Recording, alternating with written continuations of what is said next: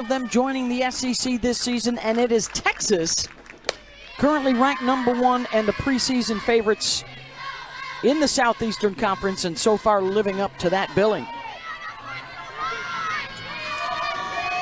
Savia Morgan will lead things off. The lefty starting out in left field tonight. And a swing and a miss from Kavan. We'll see a lot of that tonight, that rise ball. Kavan likes to throw it right in at the lefty's eyes.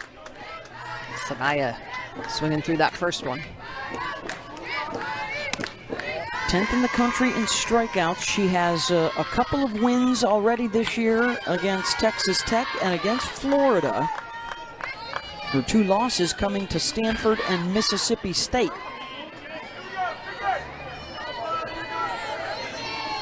Here's the numbers for Savia. A lot of speed. She scored 38 runs in their 40 games so far this year. At 32-8, the best offensive numbers for Tennessee in over a decade.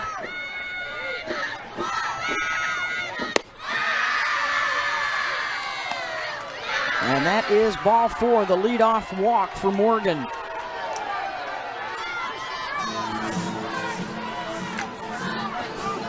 Karen Weekly, the head coach for Tennessee, now in her 24th season with 8 trips to the Women's College World Series. In 2023, she was the coach of the year as the Lady Vols swept both the regular season and the tournament in the SEC. Reached the World Series that year. Last year, a stunning early departure from the NCAA tournament as the #3 seed. They got bounced in the Super Regionals by arch-rival Alabama. Yeah, with the team that Tennessee had last year, some of those seniors, it was a big shock. This program, though, well on their way in that offseason, working to get back to Oklahoma City.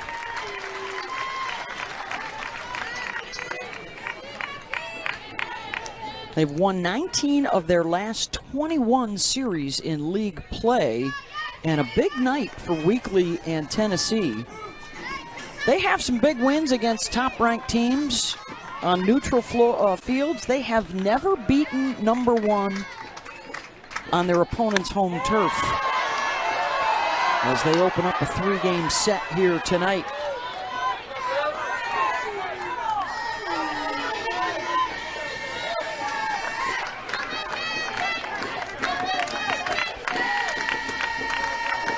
One-two to Fiedler.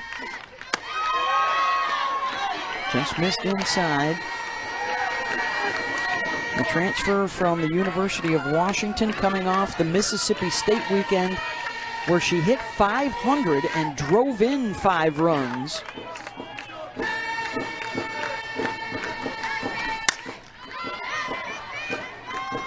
Sends that one out of play. Kavan very good at throwing lefties on the inner half. You're going to see both the pitchers tonight not afraid to challenge hitters on the inner half. So important. Control that strike zone. 2-2 from Kavan. Slow roller to third. Mia Scott, her only play is to first. That's as good as the sacrifice as Morgan moves over into scoring position with 1 out. 100% putting that ball on the ground. It's a productive out.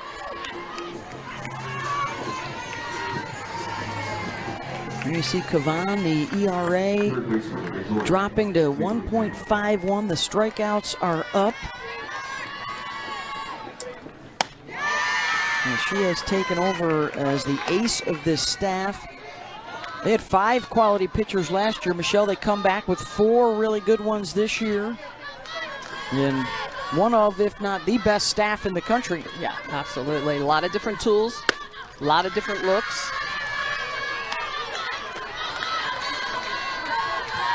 Here's a big matchup with Taylor Pannell. And early on here, Patty Ruth Taylor goes to talk with her pitcher. All SEC first teamer last year.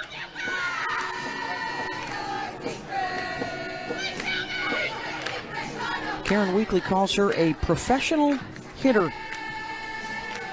Really works the count, sees a lot of pitches, waits for the one she wants.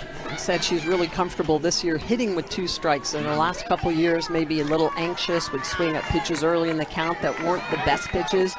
And you know, it's paid off. 13 home runs this year. That's more than the last 2 seasons combined.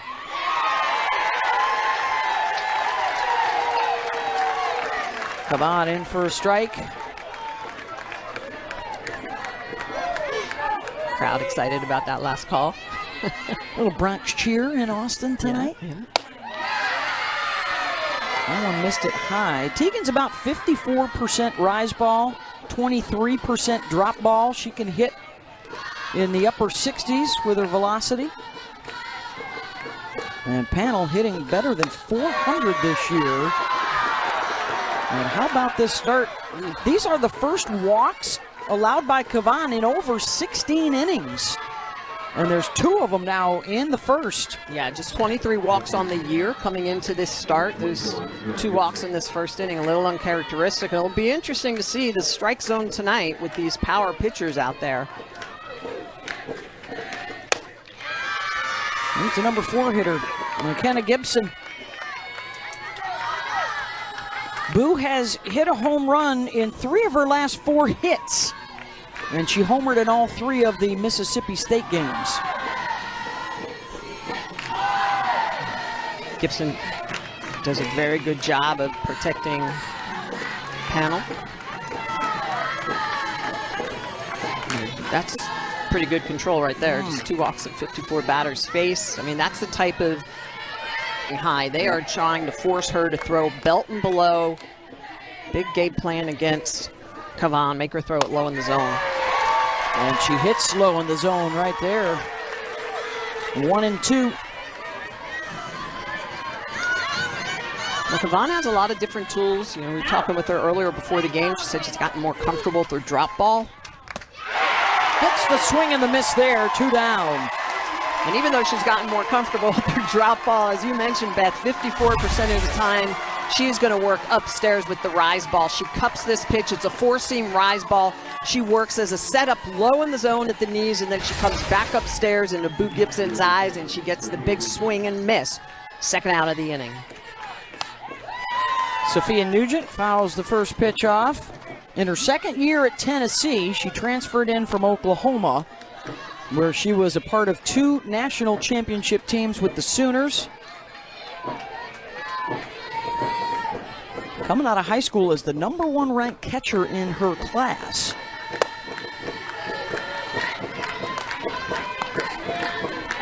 Forms a terrific battery with Carlin Pickens that we'll see in the bottom half of the inning.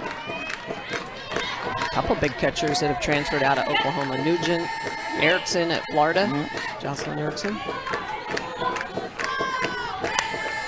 Tells you how good Kinsey Hansen was. That's right. That is the truth. Sooners picked up a Bedlam win midweek. Over 9,000, 9,200 plus at Devon Park in Oklahoma City for that one. Well, it's just great to see the growth of the sport. Superstars out there playing ball. 1-2 pitch. Drilled deep and foul. Headed towards the apartment building out there in left field. That is a mighty big target with all those windows. And that is a just miss. Nugent just a little bit early on that pitch.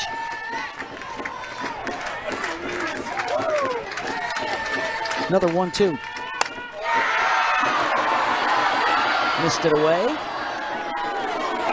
The cut of that last pitch was unbelievable. The way that Cavan can really steer that pitch, she can move it from the outer half. She's going to bring it. Look at the kick back in. Atwood trying to sell the pitch. A great take, though, by Nugent. 2-2 with 2 on. Popped it up. Atwood can't come up with the catch. Well, I'm not sure what happened. It looked like Mia Scott potentially had the opportunity to come in and help her catcher out, but she goes up against the wall. And remember, the ball, when it's hit back like that, is going to spin back toward the field. And that just gets away from Atwood. think with Mia Scott playing a little bit deeper, she wasn't able to get in and help Atwood out. Another chance for Nugent. Nugent, that is a huge cut. That is a, hey, you just dropped a fly ball, I'm going to make you pay for it type of cut. And you can see a little bit of a smile there. Trying to cash in a couple of walks here in the top of the first. 8th pitch of this at-bat coming for Nugent. Position to end the threat. Tegan Cavani, sub-1 ERA, which is 4th best in the country. And she's also 12th in strikeouts with 153. She's going to bring the heat. She's got that rise ball, drop ball combination. She also has an outstanding changeup, which almost doesn't seem fair when she throws as hard as she does. Just a lot of great control in that circle. Karen Weekly says she can throw any pitch in any count and is confident to do it. And she will open up here against Ashton Maloney, the junior out of Liberty, Missouri, coming in with a hit in 7 in a row.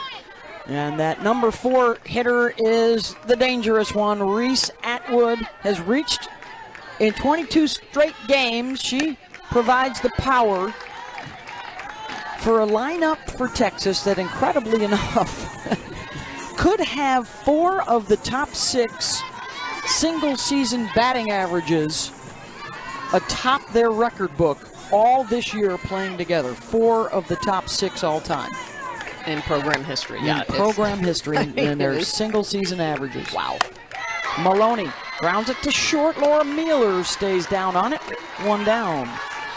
Pickens, one of the best pitchers in the game because she does have that velocity, but she also has outstanding movement ability to control the zone. It's that changeup at 62 miles an hour. A lot of times that's harder than some pitchers are throwing Yes. their fastballs or their rise balls, but a 62 mile an hour changeup, but that velocity differential is enough to really fool hitters, and it makes 74 plus look like 84. Fouled back by Caden Henry. One of their 5 batters in the lineup that's hitting over 400 this year. And her average 3rd best in the SEC. Only Janae Jefferson has a better average over the course of her career than Henry does through her first year and a half. Yeah, she's been outstanding. I mean, when you're mentioned in the same line as Janae Jefferson, you know you're doing some pretty special stuff.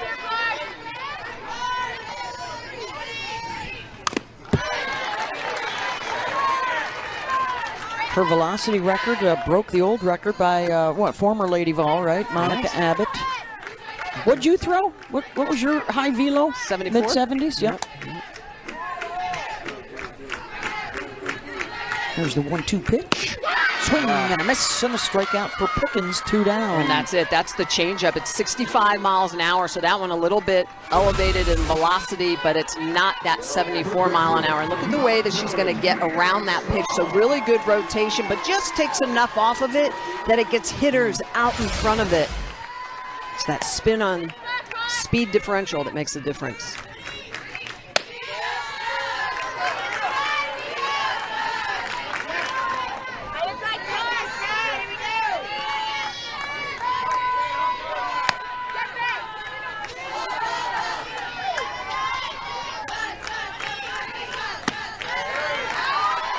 Here's Mia Scott.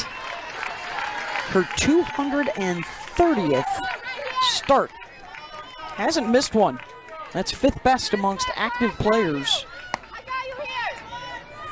Just amazing athlete. Defensively, leadership with the bat. And how about that? A leverage 2-0 count. You could tell Scott was Nailed that one.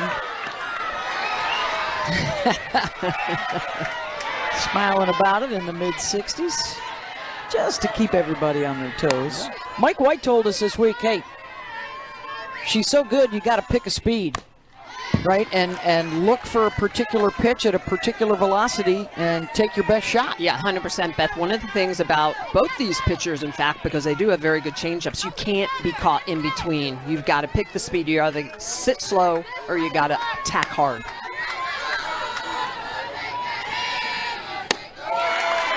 And Scott draws a walk at a base runner with 2 outs for Texas.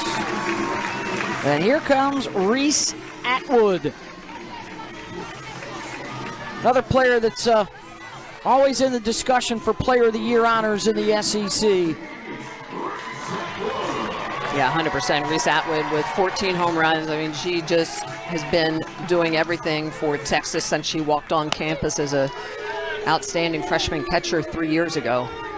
Last year's Big 12 Player of the Year and a first-team All-American, set Texas records for home runs, RBIs, and slugging.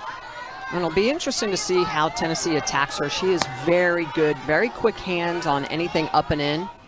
So they're going to sit outside. That's 2 pitches in a row where they go outside. First one off the plate. This one, Atwood attacks and goes after.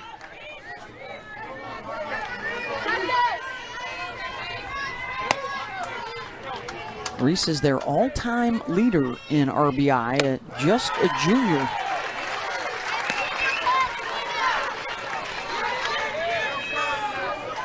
She is number 2 all-time in home runs, 10 behind Taylor Hoagland, with plenty of time to break that one as well. Gets the swing and miss, 2-2. I think Atwood is wondering what that pitch was. You could see the way she was looking at her. She's like, okay, is that the off speed that had really good tight rotation? It was down in the zone and I was out in front of it. Yeah, she's still thinking, Smitty, she just stepped out.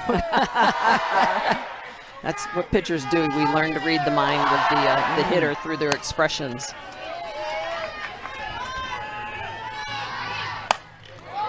Well, Mike White also told us this week, the team that usually wins is the first one to make the adjustments.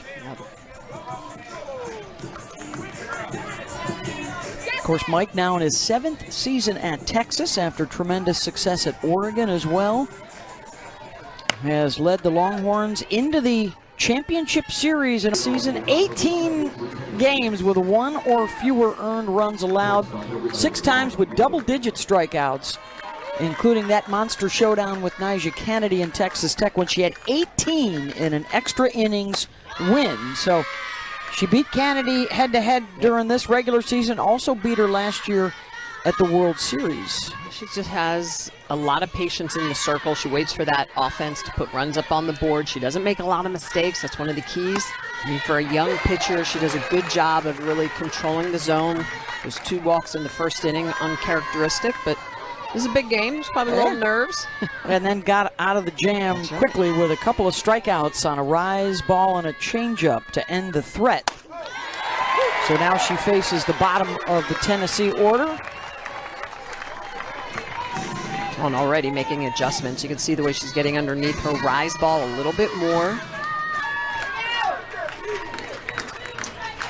One rise ball, multiple levels. Look at the location of this pitch. This is on the outer half, and then she's going to come right back with it, but elevate it. So she gets the call on the outer half, and then she brings it a little bit sweeter over the plate. That's what induces the swing and miss. So really good pitch combination by Kavan for her 3rd strikeout of the game.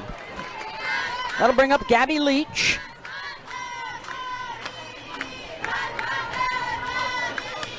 Out of the Woodlands, Texas.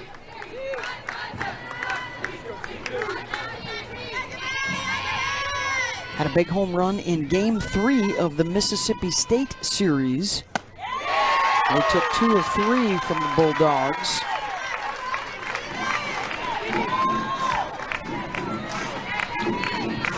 They have already gone into Norman, Oklahoma and taken 2 of 3 from the Sooners on their home turf.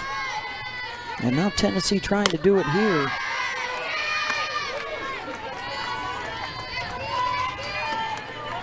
This is a Tennessee team that, you know, has just been consistent the last 2 years. Won 19 of 21 SEC series.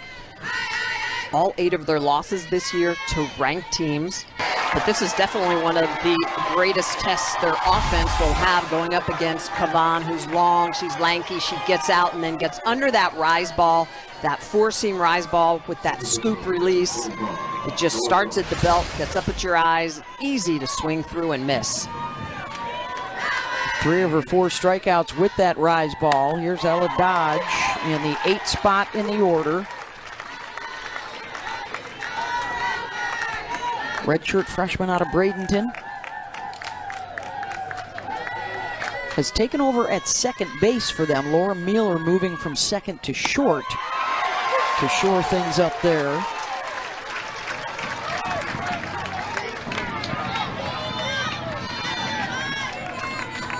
Coach Leakley likes the energy that Dodge brings to the game.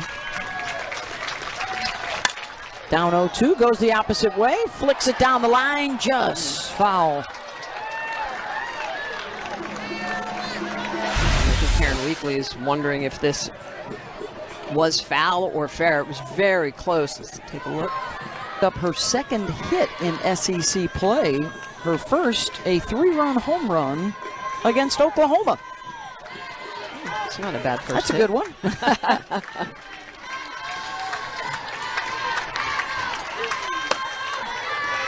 Doesn't chase. Tegan Cavan working on a 5th consecutive strikeout.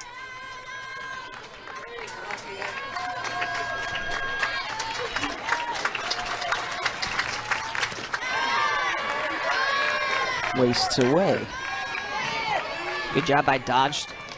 Not bite on that changeup, down and away.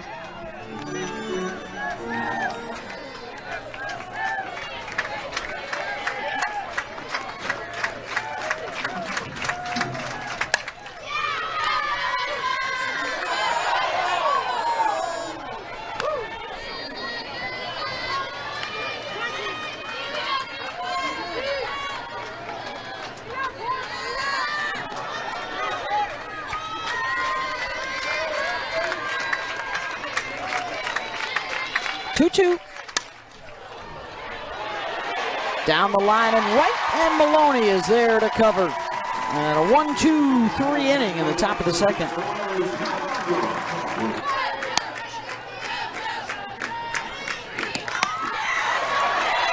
And get to first before you can get to the ball, and throw back to Ella Dodge, the second baseman. Really good heads-up experience softball.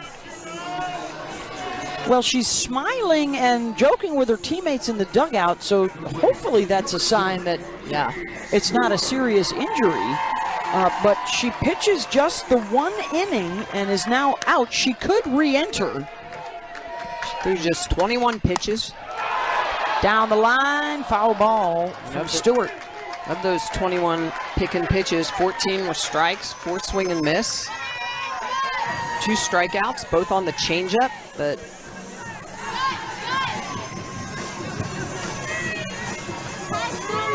so Aaron Newer, the freshman from East Aurora, New York, in a big moment tonight against #1 Texas. Snagged by Panel, over to first to get the out. The full extension. 1 down. Taylor Panel just going after this ball. This looks like it's going to sneak through the 5-6 hole, but she says no way. She goes down and gets it, guns it across to first, knowing that that is her only play. If this gets past Panel, forget it. Everybody's safe for the Longhorns. But that is a huge first out for Panel and the defense. Here's Vic Hunter getting the start at DP tonight. 233 on the season.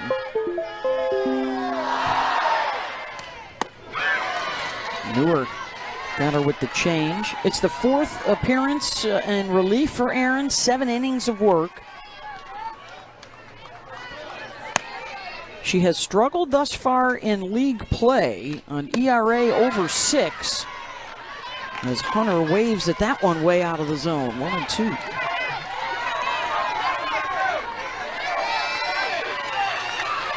Newer likes to use a combination of pitches. It's that changeup that's effective. It makes that swing and miss on the rise more effective. She does have a very good drop ball that she throws up at 70 miles an hour, but that rise ball, the reason you're going to see some swing and miss on that is that she spins the rise ball at about 58 to 60 miles an hour, so huge velocity differential.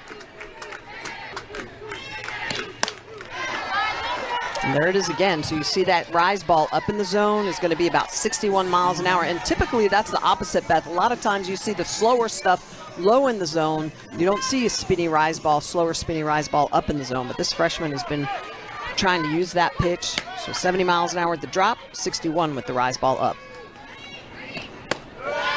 5-2 on the season. Neuer joined Monica Abbott by throwing a no-hitter in her collegiate debut against Bethune-Cookman to open up the season. Full count.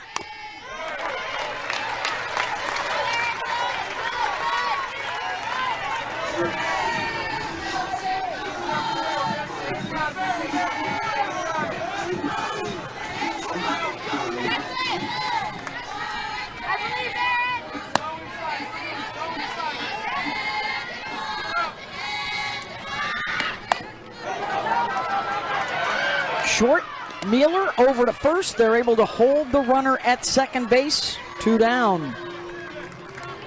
That's a great play by Mueller defensively. It looked like Panel was going to go get it. She doesn't get to it. So that communication between that left side, oh, so important.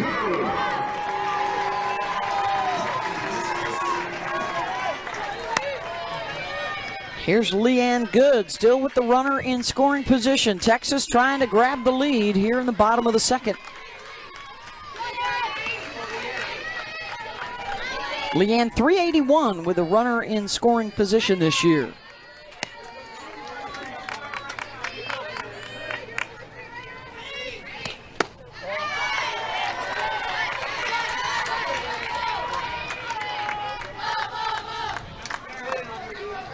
.30 RBI on the season with 6 home runs. She will face 9 and then the top of the order. Emma Clark, the freshman from Cleveland, North Carolina.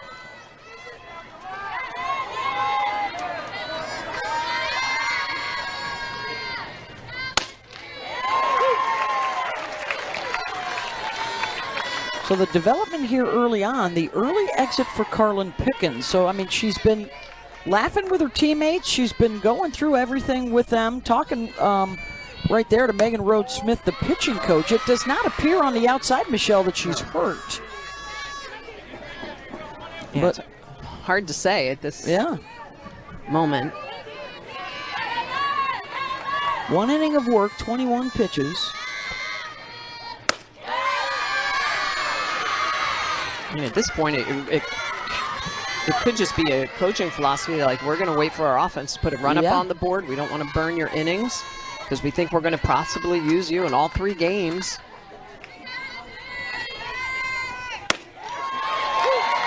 Clark takes a strike.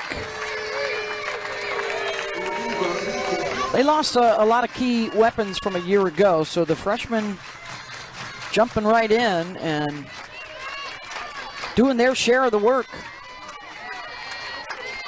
for Tennessee. Here's the 2-2. Slow roller to Katie Bennett. 1 down. I mean, you lose Kiki Malloy, one of the greatest in school history. You lose Peyton Gottschall, a 20-game winner in the circle, who was a terrific, made for a great 1-2 punch. Yeah, and you have to have freshmen that come in and step up. And, the key, too, is that when you have talented freshmen, you get them in the games early in the season. So by the time you're halfway through this SEC season, they are seasoned athletes. Here's another one of the freshmen. Morgan got into scoring position in the first inning. And shift on for Texas. They have no right fielder. Yeah. So they're going to have 5 infielders. 3 on the left side. You can see Scott and Good Leanne Good has moved over. Bennett, and then Maloney comes in from right field.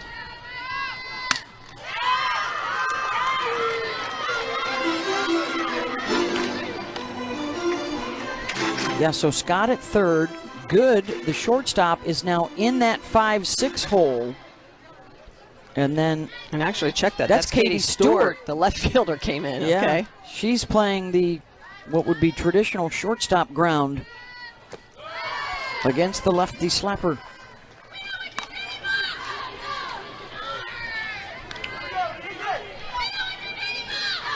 You know, this is when we talk to young athletes and tell them you've got to be versatile. This is maybe one of many reasons why. If you're an outfielder, you still need to know how to field a ground ball off the dirt. You know, this is also something that you can do when you have a pitcher like Kavan, who is usually very good with her control, knowing that, all right, more than likely every pitch is going to be on the outer half.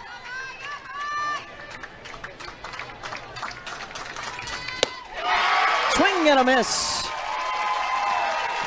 Strikeout number 5. And Morgan, the freshman, is going to bite after a pitch on the outer half. As a hitter, when you see this defensive alignment, you got to know everything's going to be on the outer half. That's a drop ball, just dives away from Morgan. She tries to reach for it, but it just falls off the table. 5th strikeout for Kavan. And using her 3rd different strikeout pitch with the rise and the change. Defense goes back to a more traditional look, although Caden Henry still shading to the left out in center field. With Kinsey Fiedler at the plate. Grounded to third base, her first time out. The only base runners tonight, a pair of walks for Tennessee.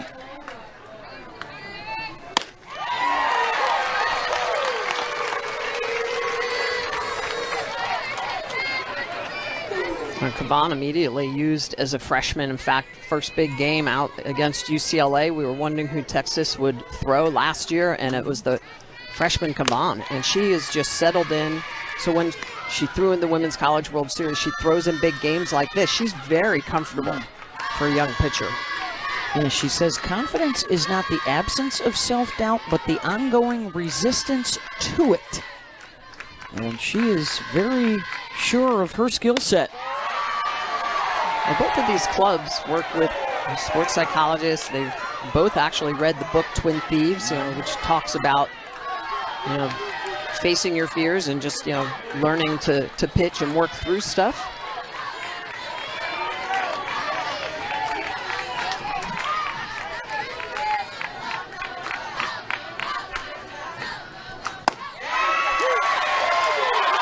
That's a called strike, full count. Fiedler wanted the walk. This is a rise ball in the inner half and right at the belt level.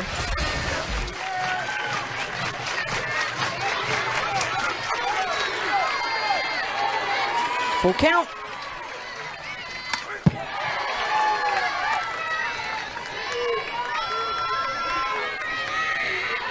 Fiedler is a player that Tennessee looks to kind of set the tone. Karen Wheatley loves her swagger at the plate. Looking for their first hit of the night.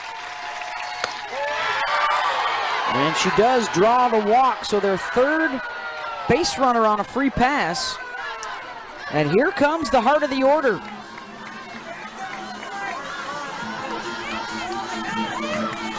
Their 1, 2, and 3 hitters have all drawn a walk tonight. It's 3 walks already in this game. That's the most walks since Kavan has pitched 6.1 innings against Ohio State. So typically works around those walks, control the zone. But this is, you can tell, again, a Tennessee team that knows what they're hunting. They're trying to lay off that rise ball, very difficult at times, forcing Kavan to use multiple pitches.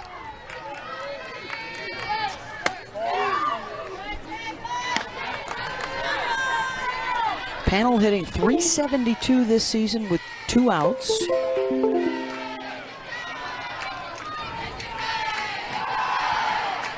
Now the battery will chat, and so will the defense with some speed at first base.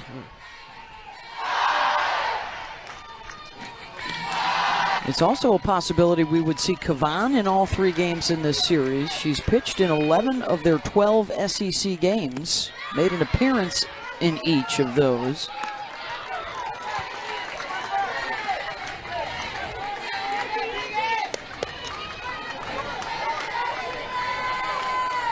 See if Panel gets the green light with 3-0. And now back-to-back walks. You can see Reese Atwood kind of put her head down. I think that was a pitch earlier to one of the other hitters that was called a strike. So for a rise ball pitcher, it can be difficult at times knowing where you've got to throw that pitch height-wise to get the call, especially when your opponent is not swinging at it. So 2 on for the number 4 hitter, Boo Gibson. She'll take strike 1. Kavan struck her out with a rise ball back in the first.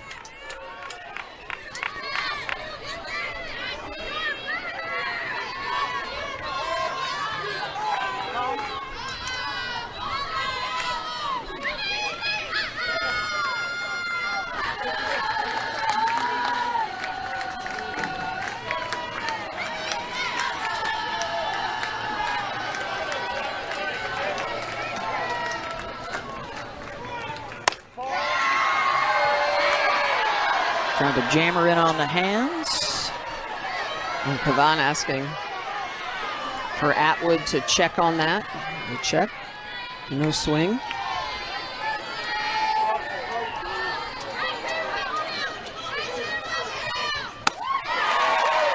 Gets the swing and miss at 68 miles an hour, 1-2. Kavan just makes a small adjustment, brings that ball a little bit more over the white part of the plate, and that's where I think Kavan, if she's not getting the corner, she's going to have to throw that ball a little sweeter over the white. That's a good take. That is tough to do when you've just swung at a pitch. That was even a little further inside. That pitch is right down the middle, but it's elevated.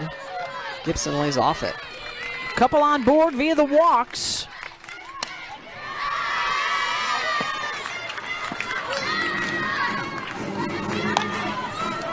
Already the 70th pitch of the night coming up for Teagan.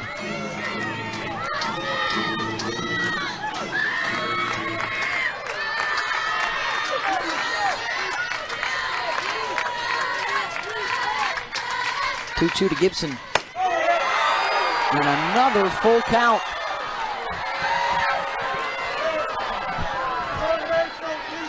Again, that is a tough pitch to take. It's just above the belt. And this is the danger right here of Gibson when you're trying to throw a pitch too sweet, worry about not walking her.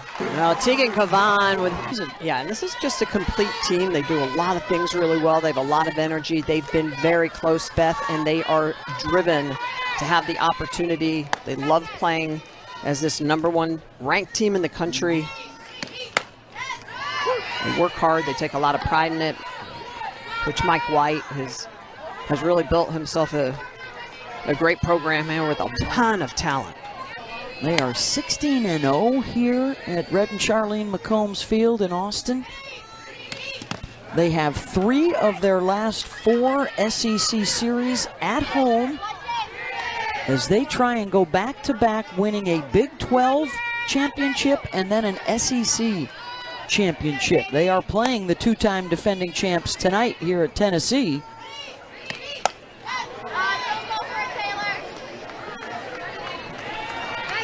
And they love playing here. Their numbers significantly higher at home.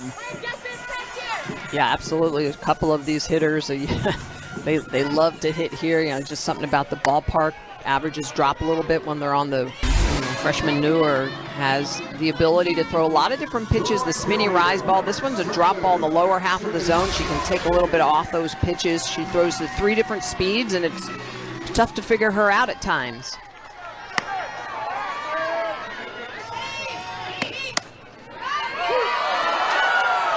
Back to the top of the order, and Ashton Maloney, a ground out to short in the first.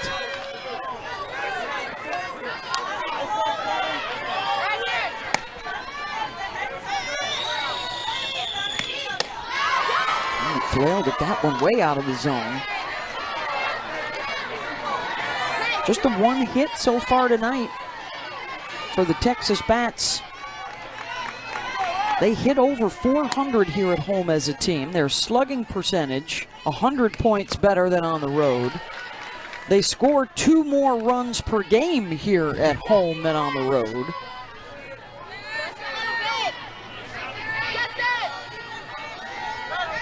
The other thing that plays into that too, Beth, is they're going to be playing in a lot of new parks this year. So not used to the ground, the way it looks as a hitter, you know, what's behind the pitcher, all those little things. Actually, road trip is to Oklahoma. We will have that series for you in its entirety. Coming up, gosh, a couple of weekends from now. Take it on the thigh, and that never feels good. This is a pitch, it's supposed to be a drop ball in the inner half, and you can see as she walks through, it hits her right in the belly of that thigh muscle. Appears to be all right. She'll stay out there. Henry, it's a big situation. Going to take a pitch and go the opposite way. She's very good at just hitting that ball, getting it inside the line. It actually hits foul and comes back inside the field, and Maloney, after getting hit, is able to leg it. But what a great slide to the back part of the bag. Panel was to the front. Maloney goes to the backside of the bag. Big situation for Texas. First extra base hit of the night. A couple in scoring position for Mia Scott. 450 this year with a runner in scoring position.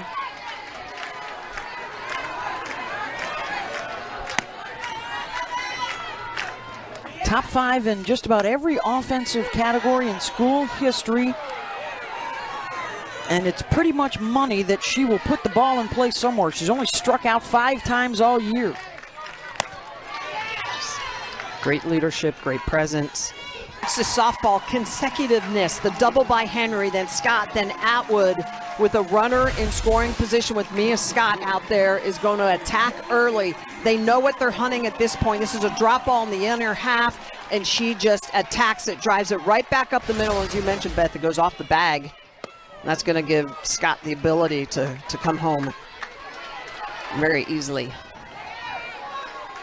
Still just the one out, and it all started with a hit batter. And now 3 straight hits in a row. Here's Jolie Mitchell, who singled her first time up.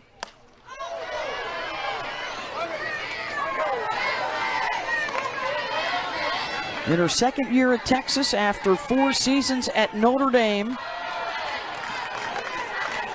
has already extended her hitting streak to 7 games in a row.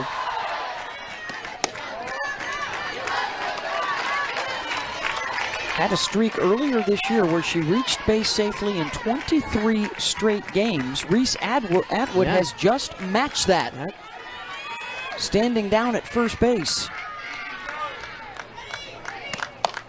Mitchell off the end of the bat, and it spins away from Dodge.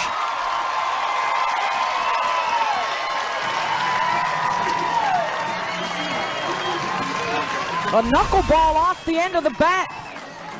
Yeah, this is that off-speed rise ball, and Mitchell is well out in front of it, and as hard and as weird as it comes off the bat, it is that much harder and weirder to try to field this ball. Look at the way that Dodge, the freshman, it's going to spin away from her. That one of the things on a ball that's like that, you got to stay on your feet. You got to try to keep that ball however you can in front of you. 4 straight hits, and here comes Katie Stewart. 62 RBI on the season. That is second best in the country.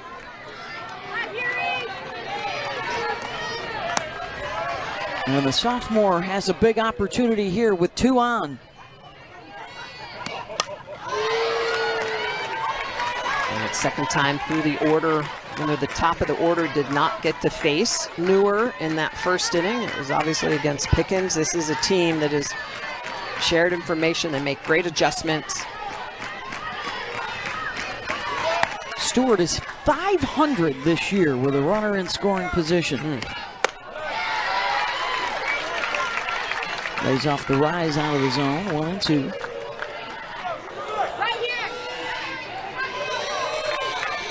Top of the order. Got it started for Texas.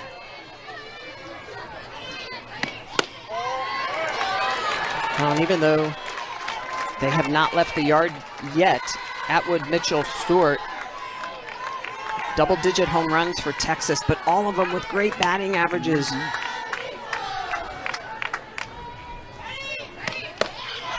Another one off the end of the bat, and the pop up to second, 2 down.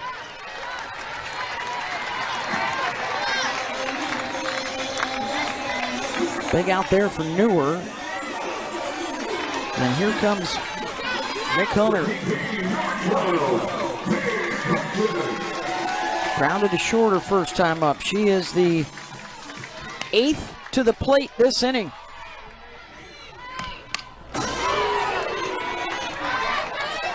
And Newark continuing to throw that off-speed rise ball. That's the pitch right now that Texas is still struggling to pick up.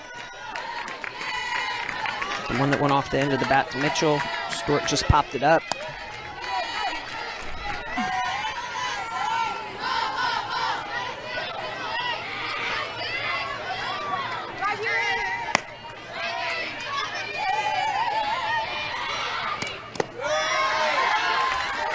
Good block by Nugent, 2-1. Nugent is doing really well behind that dish. She's got that spinny rise ball upstairs, and then when they come downstairs with the drop, it's up at 68 miles an hour. It gets in the dirt. She keeps it in front of her. Hot shot to third, and Panel is right there on it. Steps on the bag for out number 3. But 3 runs up. This is pitching staff.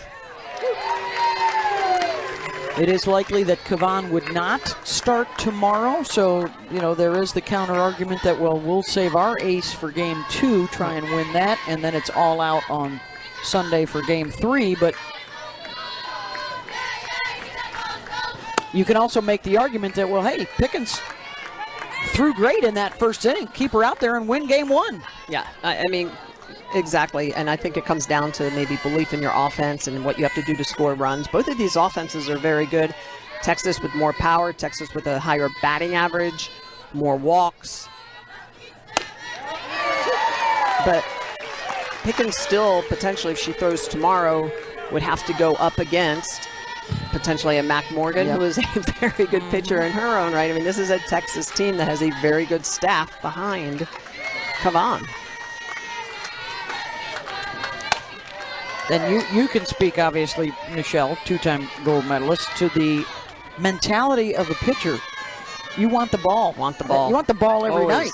Yes. Always want the ball. Sometimes to your detriment. True. Skied foul. So I thought what was interesting, though, that Coach Weekly said is the game plan, they're sticking to it, and they are making Kavan throw a lot of pitches. You referenced it early. She is 3/4 of the way to 100 pitches here in just the top of the 4th inning. So the more that pitch count rises, the more pitches they see, out a little up. And Kavan's pitches are so dynamic. They don't just move on one plane. She has the ability to bend that ball a little bit out, so almost a little curve as it goes up, and then she'll come back with that change up there at 59 miles an hour. That's now back-to-back strikeouts for her looking. 7 on the night.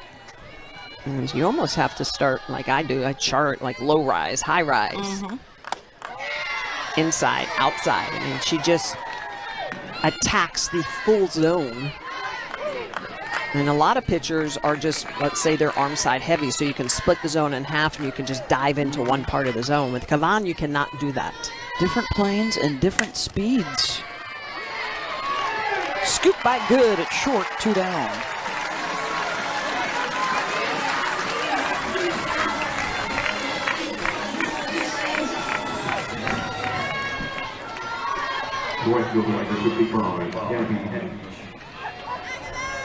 Gabby Leach struck out her first time up.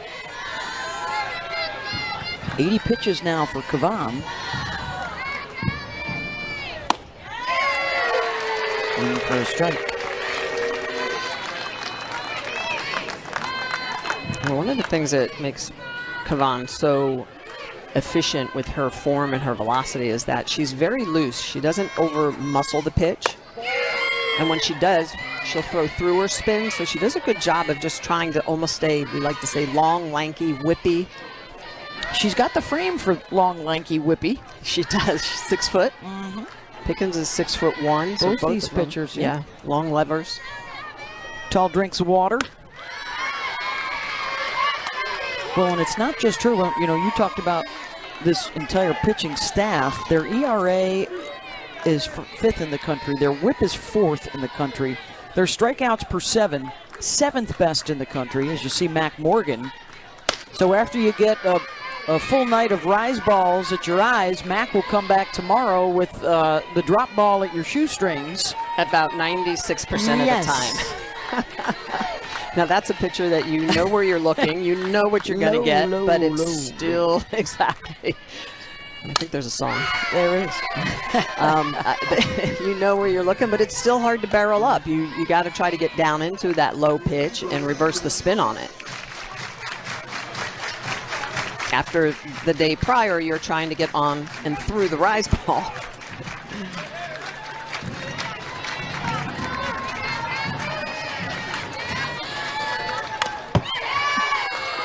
Well, one of the things that Texas continues to do well against Cavan is that they've had 9 hitters that have had over 5 pitches in their at-bats. And that's really one of the keys, is that you want to just continue to make that, get to 3-ball counts, get to 3-2 counts. We'll be chatting with Mike White next half inning. Out in front of that change of speed.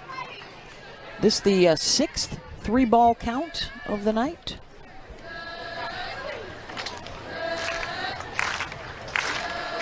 Four base runners, all walks.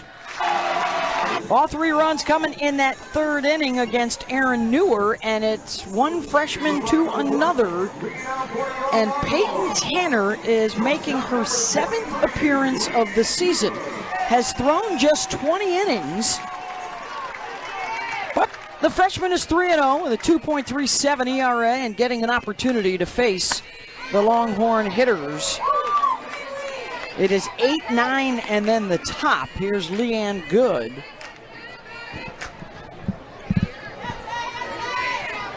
And I'm sure there will be questions, as we have questioned how Tennessee is throwing tonight. After Carlin Pickens got the start, looked really good, was pulled after 1 inning. Karen Weekly told us that was the game plan. Then she goes to the freshman Aaron Newer, and now another freshman here in the 4th in Tanner. My thoughts go immediately to that. Maybe she believes more in Pickens' ability to win potentially game 2 and 3. Good, pops it up, 1 down. So 2 against potentially not Tegan Cavan, whoever Texas throws, and then 3, it's a free-for-all. You're going to come back with her. Yep. So it's almost more belief that my ace can win a couple games for me, maybe not as much of a belief in my younger 2s and 3s, my younger pitching staff.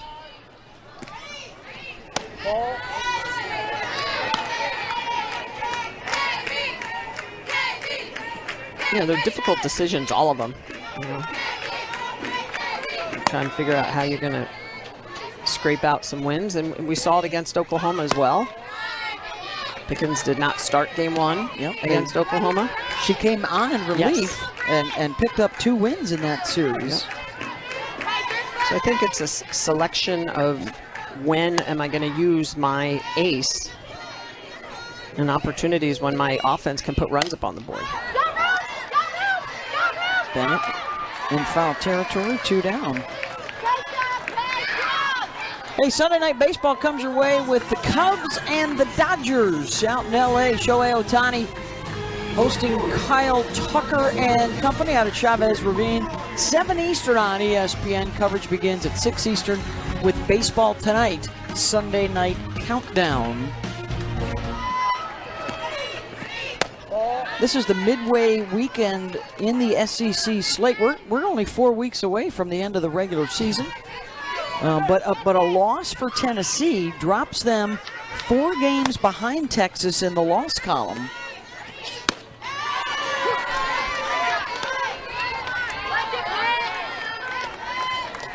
Of course, you know, coaches tend to think long-term, too. There's always a chance. We're going to see them 3 times this weekend.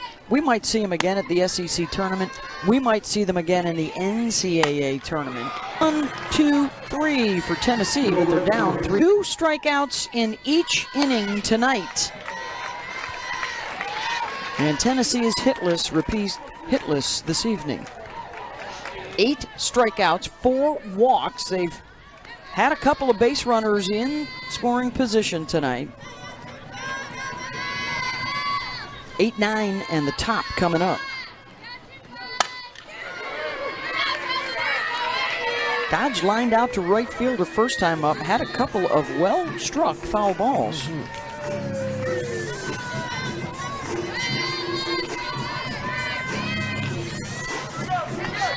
Yeah, well-struck changeup after spraying the ball on different sides of the outfield. Those are always things you note as a battery.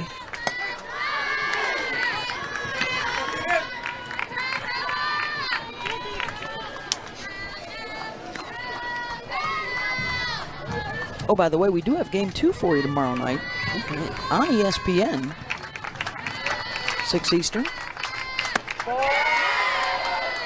I'm going to call there's about a 90% chance we might see Carlin Pickett. At least I hope. Yeah.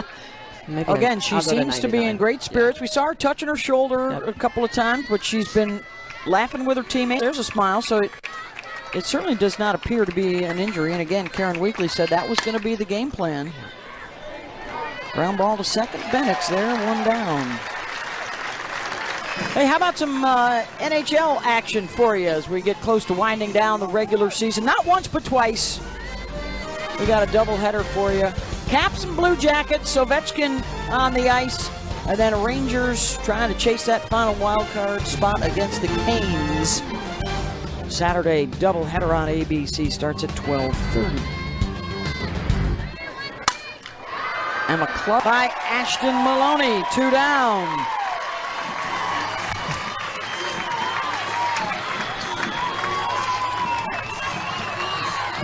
Great job by Maloney to go back and get that ball.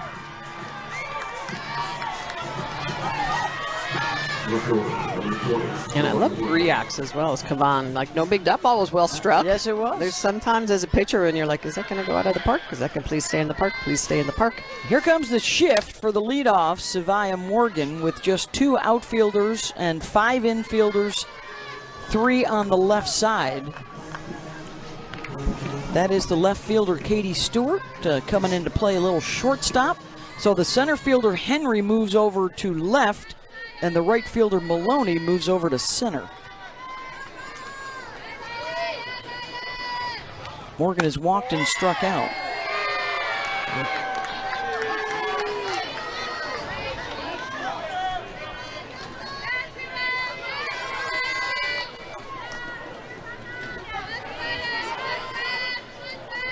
Off behind the plate. Oh, by the way, Reese will have a bat in hand in the bottom of the 5th. Part of their order is coming up. They'll get their first look at, well, possibly the rookie, Peyton Tanner. 1-2 pitch.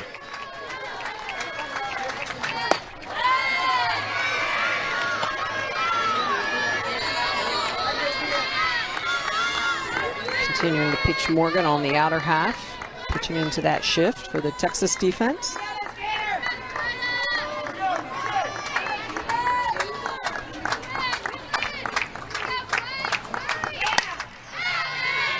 Another foul ball to the left side. If you could just get around on one, Michelle, you'd be running for the next day and a half down that right field line. Certainly would.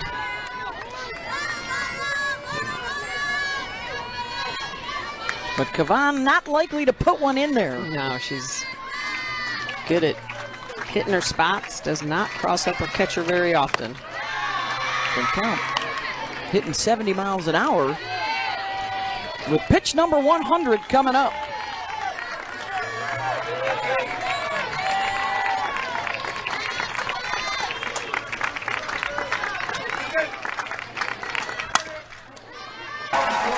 Tennessee remains in the scoring in that 3-run third inning. In fact, Scott and Atwood already with RBIs tonight. That inning was against Aaron Newer. Peyton Tanner has since come on. She got a 1-2-3 inning in the 4th.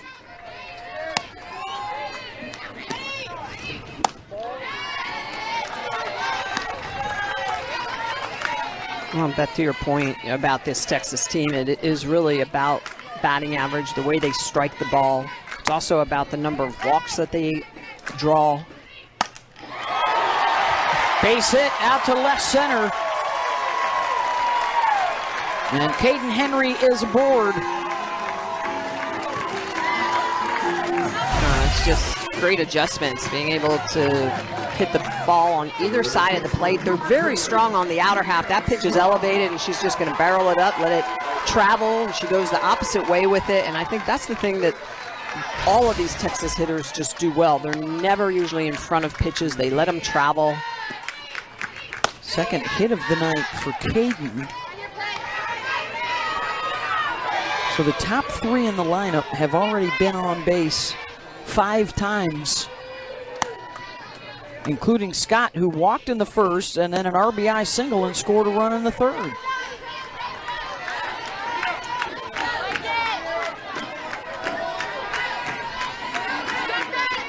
This is a team as a leadoff that hits .492. So they know how to get on base. They do a good job of drawing walks. They run, they have some speed, 62 stolen bases on the year coming into tonight's game. They're gonna pressure you. Runner goes, Henry slides in safely as the ball hit her back on the throw from Nugent. And a runner in scoring position. Oh, it's like Mike White was listening to me talk about how many stolen bases. He says, no, we're gonna have 63. Great jump, getting down. Nugent's throw offline. Just great turnover by Henry. So fast. 24th stolen base of the year for Henry. Scott chases the rise ball.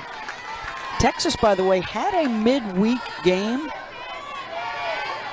So you got to imagine they were prepping a lot for Carlin Pickens and maybe not so much for the other pitchers.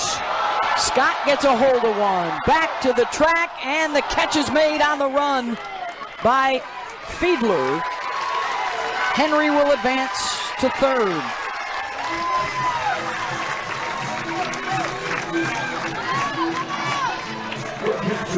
One down, and what do you do with Reese Atwood here if you're Tennessee?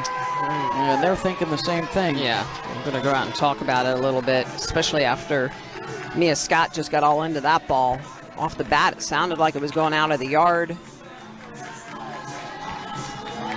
And I think we're going to have our 4th Tennessee pitcher of the night.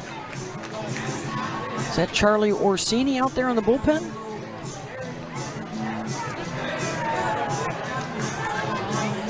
It is. Junior lefty from Australia.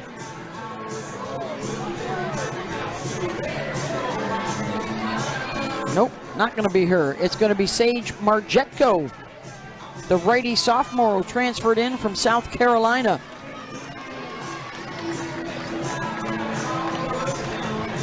We'll take a break. Pitching change for the Lady Vols. Reese Atwood, as opposed to the freshman Tanner who just departed. 18 appearances with an 8-2 record. Atwood with 1 out and a runner at third base.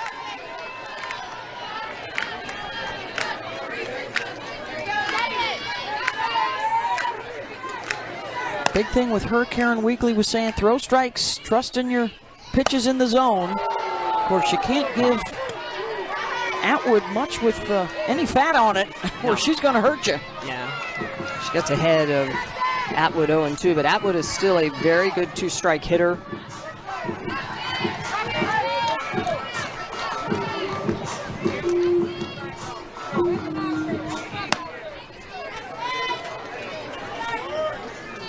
And 2 pitch. Struck out in the first, RBI single in the third. Both of those against different pitchers. Look at that, 45% of her career hits are extra base hits. No, that's well above normal. Second best in the SEC this year in home runs behind Bree Ellis of Arkansas, who leads both home runs and RBIs. They picked up a win tonight. over South Carolina. They're aggressive, barrels that up. Here's Panel.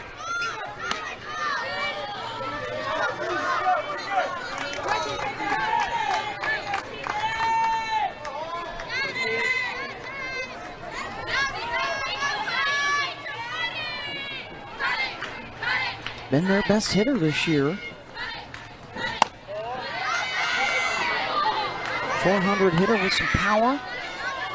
Her next RBI will be her 50th of the season.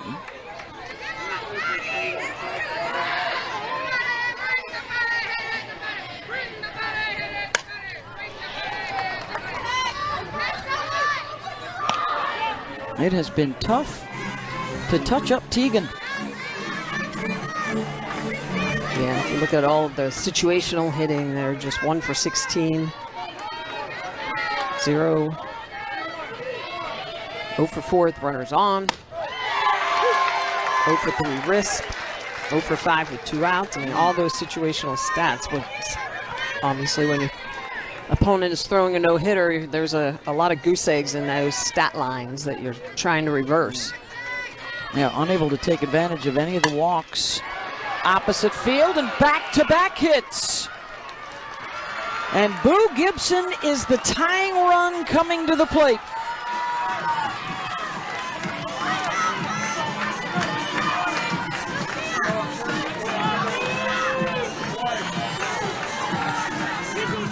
Oh for 2, struck out swinging at a rise ball, struck out looking at a rise ball.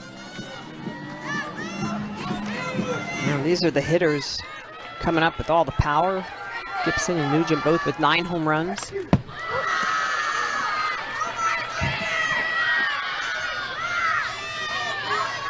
Gibson had eyes on tying it up with that swing.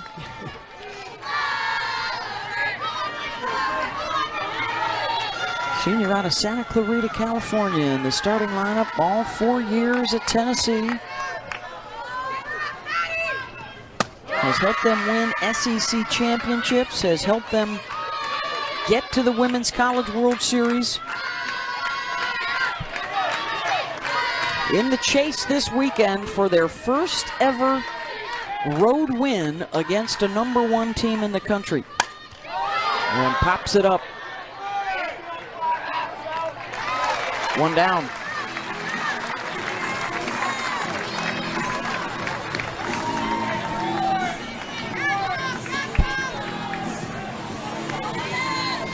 That's the toughest part about going up against a rise ball pitcher like Havan. You strike out twice, right? Swinging your first at bat on a rise ball, looking your second at bat against her on a lower rise ball. Here's Sophia Nugent. She's got 9 home runs, 40 runs batted in this season, but she too has struck out twice tonight. Been tough sledding for this part of the order, especially for Tennessee.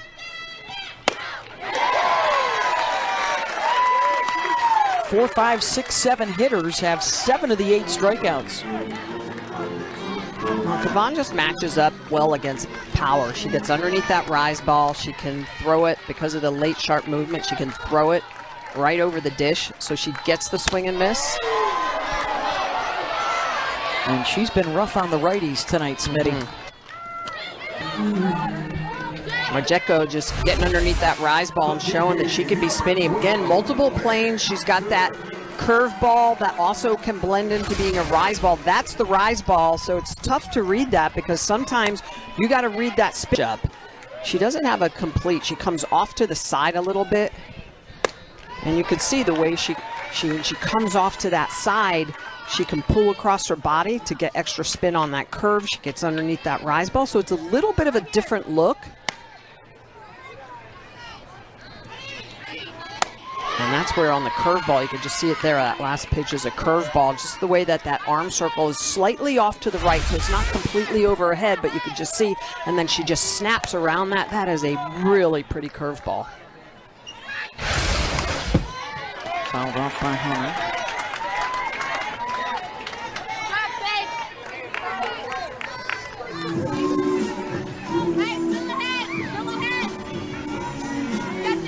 These two teams played last year in Clearwater. Texas got a win. They also played in the 2020. Pops back in. It looks like it's going to be elevated in the last second. It just comes down. You can see the hesitation by Hunter. That'll bring up Leanne Good.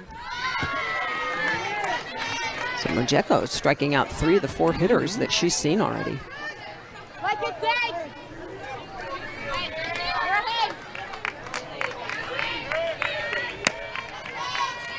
6, 7, and 8 hitters would be due up for Tennessee in the top of the 7th, their last chance. Don't see any bullpen activity for Texas, so it looks like Kavan will try and go the distance.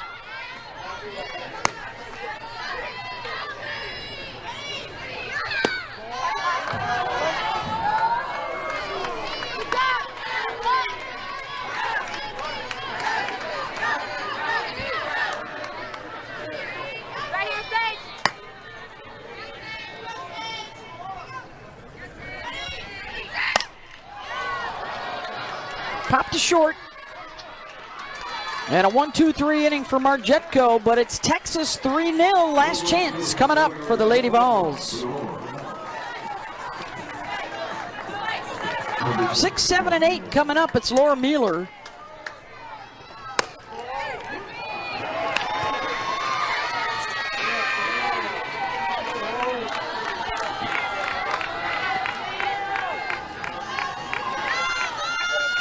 Mueller a strikeout and a ground out.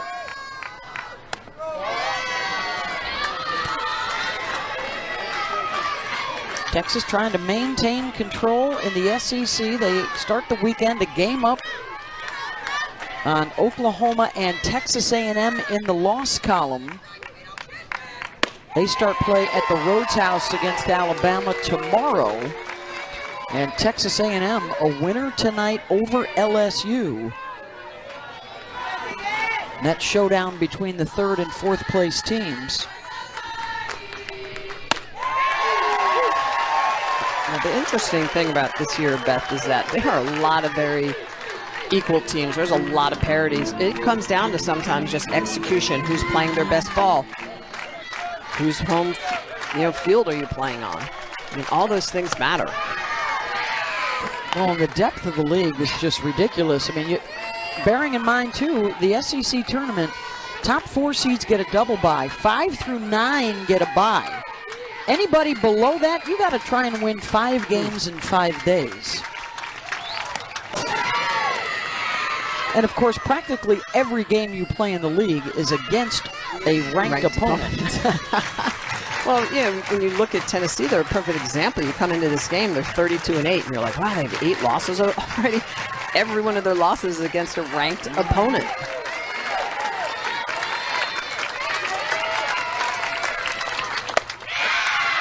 Mueller draws a walk. And the tying run will step into the on-deck circle as Gabby Leach steps into the batter's box. Well, and that's the 5th walk of the evening. That's the one thing Tennessee has not been able to do in this game, is take advantage of those 5, or I should say 4 walks up until now that Kavan has issued them.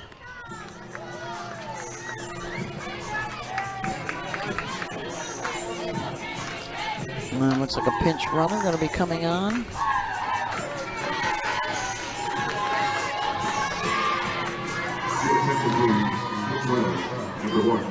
That's Katie Taylor.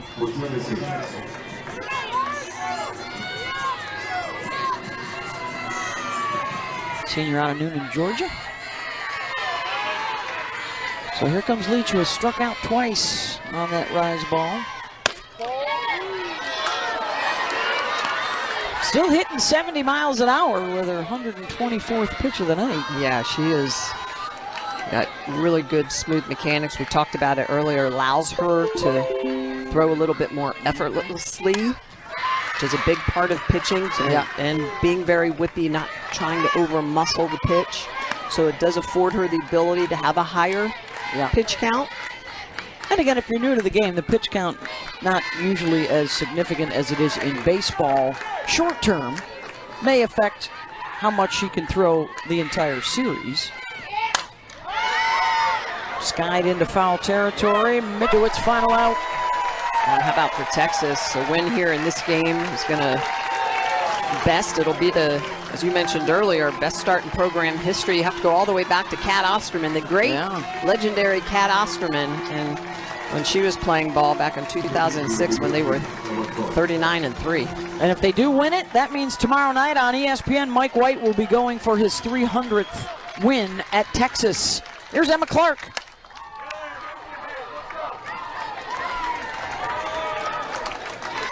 And we shall see moving forward what the strategy is for Carlin Pickens. Well, if I'm writing the lineup cards, it's Pickens going against Mac Morgan.